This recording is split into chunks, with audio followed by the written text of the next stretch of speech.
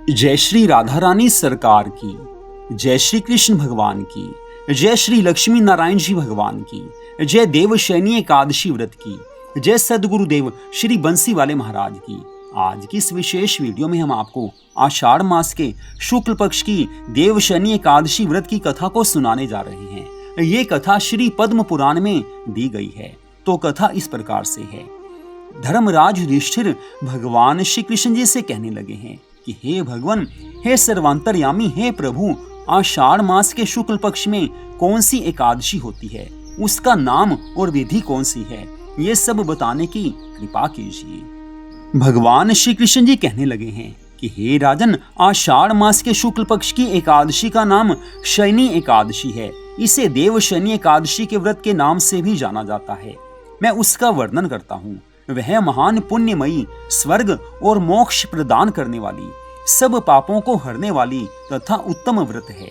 आषाढ़ मास के शुक्ल पक्ष में देवशयनी एकादशी के व्रत के दिन जिन्होंने कमल पुष्प से कमल लोचन भगवान श्री विष्णु जी का पूजन तथा एकादशी का उत्तम व्रत किया है, उन्होंने तीनों लोकों और तीनों सनातन देवताओं का पूजन कर लिया। देवशयनी एकादशी के दिन मेरा एक स्वरूप राजा बलि के यहाँ रहता है और दूसरा क्षीर सागर में शेष नाग की शैया पर तब तक शयन करता है जब तक आगामी कार्तिक की एकादशी नहीं आ जाती। अतः आषाढ़ मास के शुक्ल पक्ष की एकादशी से लेकर कार्तिक मास के शुक्ल पक्ष की एकादशी तक मनुष्य को भली भांति धर्म का आचरण करना चाहिए। जो मनुष्य इस व्रत का अनुष्ठान करते हैं वह परम गति को प्राप्त होते हैं। इस कारण यत्न पूर्वक इस एकादशी का व्रत अवश्य रखना चाहिए। एकादशी की रात्रि में जागरण करके शंख, चक्र और गदा धारण करने वाले श्री हरि विष्णु भगवान जी की भक्ति पूर्वक पूजा करनी चाहिए। ऐसा करने वाले पुरुष के पुण्य की गणना करने में चतुर्मुख ब्रह्मा जी भी असमर्थ हैं।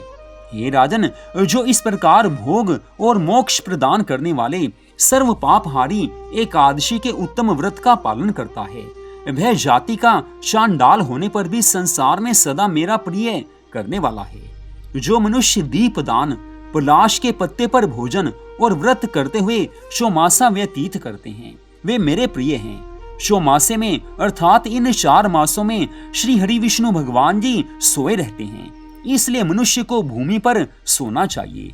सावन में साग, भादों में दही, क्वार में दूध और कार्तिक मास में दाल का त्याग कर देना चाहिए। अथवा जो चौमासे में अर्थात इन 4 मासों में ब्रह्मचार्य के व्रत का पालन करता है वह परम गति को प्राप्त होता है। ये राजन, एकादशी के व्रत से ही मनुष्य सब पापों से मुक्त हो जाता है। अतः सदा इसका व्रत अवश्य रखना चाहिए, कभी भूलना नहीं चाहिए। देवशयनी एकादशी और हरि प्रबोधनी एकादशी के बीच में जो कृष्ण पक्ष की एकादशियां होती हैं, गृहस्थ के लिए वे ही व्रत रखने योग्य हैं। अन्य मासों की कृष्ण पक्षीय एकादशी गृहस्थ के रखने योग्य नहीं होती।